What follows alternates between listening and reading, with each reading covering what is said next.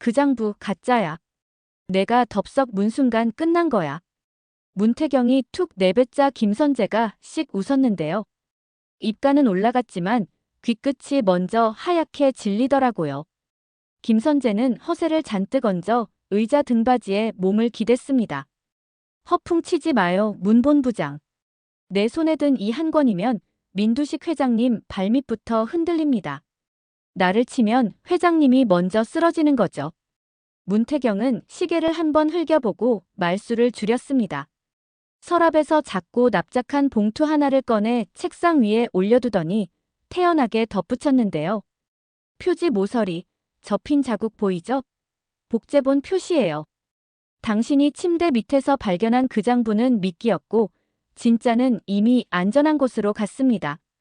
김선재가 눈살을 찌푸렸습니다. 진짜는 어디에? 당신이 가장 보기 싫어하는 두 곳. 수사기관과 피해자. 문태경 목소리가 낮게 가라앉았고 그 말 끝에 휴대전화 화면이 전송 완료로 번쩍였는데요. 김선재는 그 순간 목젖을 꿀꺽 삼켰습니다.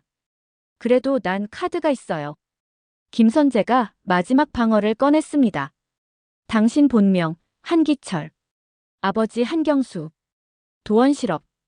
그 비극을 파헤치면 회장님도 당신도 끝장입니다. 문태경은 고개를 조금 기울였을 뿐이었죠. 그 이야기는 회장님도 듣게 될 겁니다. 다만 내 입으로요. 그때 문이 삐걱 열리며 루시아가 들어왔습니다. 화장기가 거의 없는 얼굴인데도 눈빛이 맑고 또렷했는데요.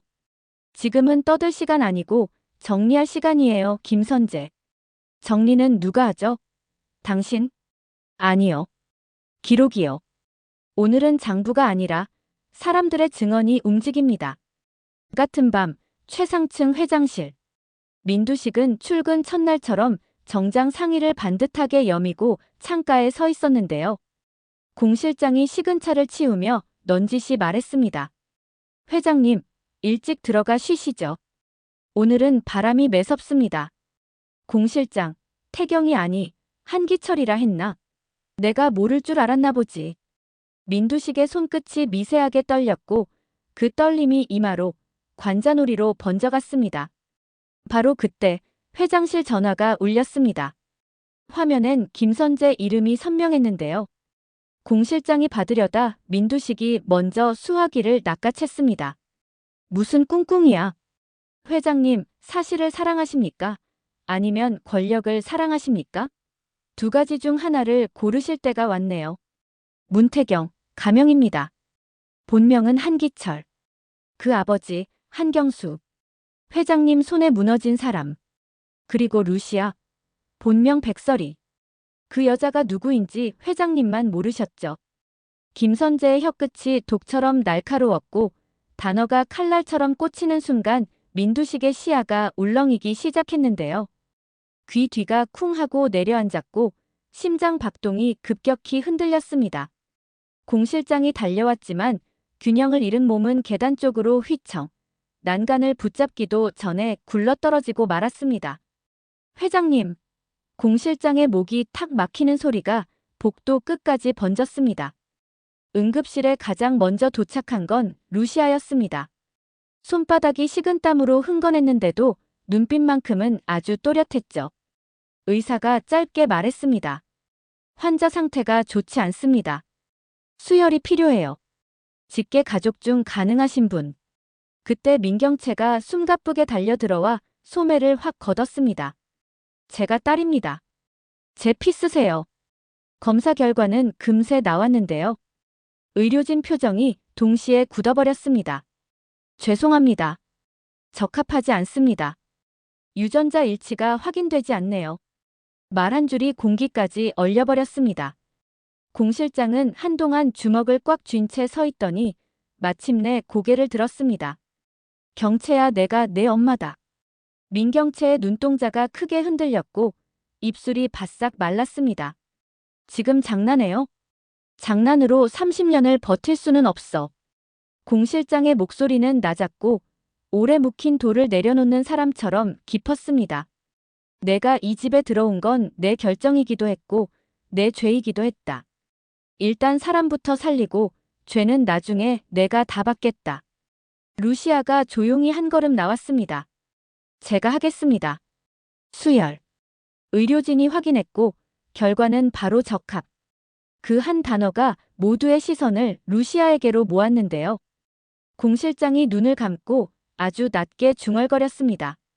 이제라도 진실이 자기 자리를 찾는구나. 수술은 길었고 새벽은 더디게 흘렀습니다. 중환자실에서 민두식은 간헐적으로 루시아 이름을 불렀고 루시아는 그때마다 담요 끝을 반듯하게 정리해줬는데요.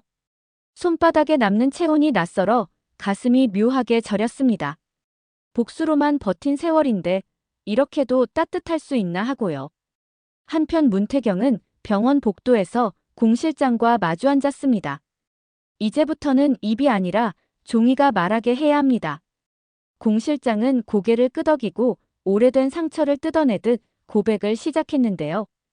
그날 신생아실에 라벨이 2장이었어요. 한 장은 세리, 다른 한 장은 미소. 내가 밀어붙였어. 울음을 멈추지 않던 아이를 바꿔 안겼고 잠들어 있던 아이는 다른 이름으로 보내졌지. 내 인생에서 가장 어두운 선택이었어. 문태경은 한 글자도 빼지 않고 받아 적었습니다. 오늘 그 선택을 뒤집는 첫날로 만들죠. 그 사이 김선재는 초조가 분노로 바뀌는 속도로 움직였습니다. 가짜 장부를 진짜라 믿고 언론과 접촉했지만 전송 버튼마다 반송 메시지만 돌아왔는데요. 파일을 열자 화면 상단에 큼지막하게 뜬 문구가 온몸을 얼려붙게 만들었습니다. 복제본비공인. 이게 뭐야? 욕설을 삼키기도 전에 사무실 문이 열리고 수사관들이 들어왔습니다. 김선재 씨, 체포영장입니다. 횡령, 사문서 위조, 도청, 감금치상. 함정이에요. 저놈들이. 함정에 제 발로 들어온 건 당신이죠.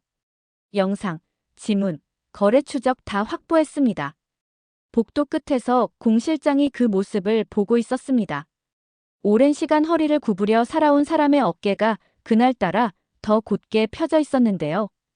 이제라도 바로잡자. 늦었지만 멈추지 말자. 며칠 후 민두식은 의식을 되찾았습니다. 산소 마스크를 벗고 첫마디로 공 실장을 찾았습니다. 기록 준비해. 유언이네. 공 실장은 눈물을 꾹 참고 펜을 쥐었습니다. 민두식은 단단히 말끝을 다졌는데요. 하나. 민강 유통의 모든 권한과 지분, 루시아에게 위임. 둘. 도원실업과 한경수에게 저지른 모든 부정, 법과 절차에 따라 배상. 셋. 내 죄를 밝히는 자료 일체는 문태경에게 전달. 넷. 거짓으로 옳은 이들을 회사 문턱에서 정리. 짧지만 윤곽이 또렷한 문장들이 공증 절차로 곧장 이어졌습니다. 이사회는 술렁였고 반발도 있었으나 루시아의 단호한 말이 분위기를 갈랐습니다. 이 회사는 오늘부로 사람 이름을 먼저 적는 장부를 쓰겠습니다. 숫자는 그 다음입니다. 문태경이 담백하게 보탰습니다. 그리고 기존 장부는 금고가 아니라 법에 맡깁니다. 폭풍이 지나간 자리에 남은 건 각자의 심장 소리였는데요. 민경채의 세계는 아슬아슬하게 서 있던 탑처럼 와르르 무너졌습니다. 딸이라는 자리, 대행이라는 의자, 사랑이라 부르던 약속 모두 허상이라는 걸 받아들이는데 하루, 밤을 새워 우는데 또 하루가 갔습니다. 다음 날 공 실장이 청소도구 대신 작은 상자를 들고 방에 들어왔습니다. 그 안에는 오래된 흑백 사진 한 장이 들어있었죠. 갓난아기를 품에 안은 젊은 공 실장. 사진 뒤엔 삐뚤빼뚤한 글씨가 적혀 있었습니다. 경채, 내가 살아있어서 내가 버텼다. 민경채가 사진을 한참 바라보다가 조용히 입을 열었습니다. 엄마. 공 실장의 어깨가 미세하게 떨렸고 그 떨림에 오랜 시간을 붙잡고 있던 눈물이 툭 하고 떨어졌습니다. 늦어도 괜찮다. 지금이면 돼. 그날 이후 민경채는 숨는 대신 견디는 쪽을 택했습니다.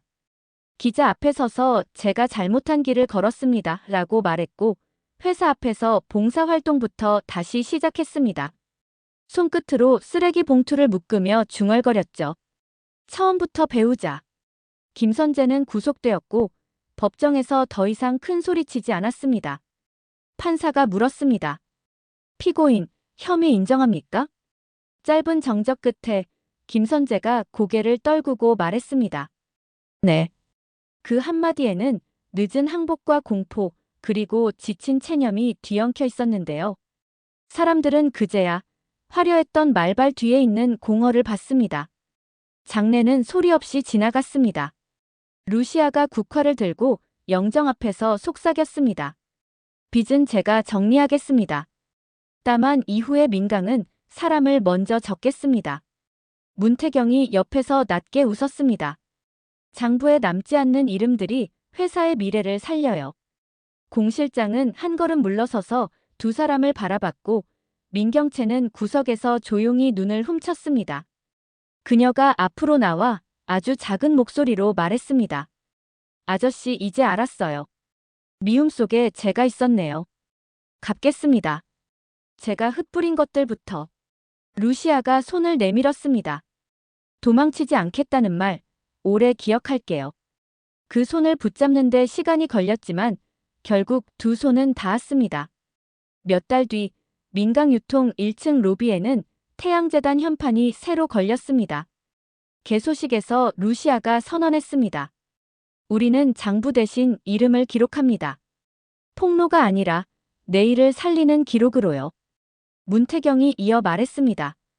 도원 실업 자료는 전부 돌려드리고 공익 공개하겠습니다. 기술은 사람을 위해 존재합니다. 사람들이 박수로 답했고 공 실장은 맨 뒤에서 조용히 눈가를 훔쳤습니다. 민경채는 재단 봉사자로 등록해 아이들에게 동화책을 읽어주기 시작했는데요. 오늘은 여기까지. 내일은 더 재밌는 장면이 나올 거야. 아이들이 까르르 웃었습니다. 그 웃음이 민경채의 가슴에 작은 불빛처럼 켜졌습니다. 그날 저녁 재단 사무실에서 문태경이 작은 상자를 꺼냈습니다. 이제 괜찮겠죠? 루시아가 수줍게 웃었습니다. 이번엔 장부가 아니라 반지네요. 상자 속 반지가 햇살처럼 반짝였고 두 사람은 약속을 손가락에 끼웠습니다. 복수가 끝나고 시작된 삶의 약속이었어요. 그리고 또 하나. 어느 오후 재단문 앞에서 망설이던 그림자가 있었습니다. 민셀이었습니다. 머리를 짧게 자르고 큰 가방 하나를 든 모습이었죠. 어멈마. 나 잠깐 떠나 있을게요. 돌아오면 이번엔 제대로 시작할래요. 루시아는 길게 숨을 들이마시고 웃었습니다. 그래. 이번엔 내 이름으로 시작하자. 민세리가 고개를 끄덕이며 돌아서다가 멈춰 섰습니다. 엄마, 나 왼손잡이 계속 왼손으로 쓸래요. 그래. 그건 내 이야기니까. 문태경이 그 뒤에서 묵묵히 고개를 끄덕였고 공 실장은 멀리서 두 사람을 지켜보며 두 손을 모았습니다. 비로소 제자리를 찾는구나. 밤하늘 아래 재단 벽면 전광판이 천천히 문구를 흘렸습니다. 거짓으로 쌓은 탑은 무너지고 진실로 쌓은 집은 남는다. 문태경이 나직이 말했습니다. 우린 결국 여기까지 왔네요. 루시아가 고개를 끄덕였습니다. 하지만 내일도 기록해야죠. 사람의 이름, 사람의 선택, 사람의 빛. 그 말이 끝나자 새벽바람이 유리창을 스쳐갔고 어둠은 아주 천천히 밀려났습니다. 그리고 마지막으로 짚고 갈 한 장면. 어느 날 민두식의 오래된 서랍에서 낡은 봉투 하나가 나왔습니다. 미처 하지 못한 말이라고 적혀 있었고 그 안엔 짧은 메모가 있었죠. 사람을 잃으면 권력은 무게를 잃는다. 이제는 사람을 먼저 적어라. 루시아가 그 메모를 천천히 접어 금고 대신 재단 기록함에 넣었습니다. 장부는 법으로, 이름은 마음으로. 그렇게 그들의 이야기는 끝나지 않는 시작으로 이어졌습니다. 오늘의 마지막 대사로 처음 말을 다시 뒤집어 놓고 싶네요. 그 장부 가짜였다. 그런데 우리가 다시 쓴 이름의 장부는 진짜다. 이 장부는 무너지지 않는다. 드라마 리뷰 탐정의 다음 추리도 놓치지 마세요. 더 흥미진진한 리뷰를 위해 구독과 좋아요 꼭 부탁드립니다. 감사합니다.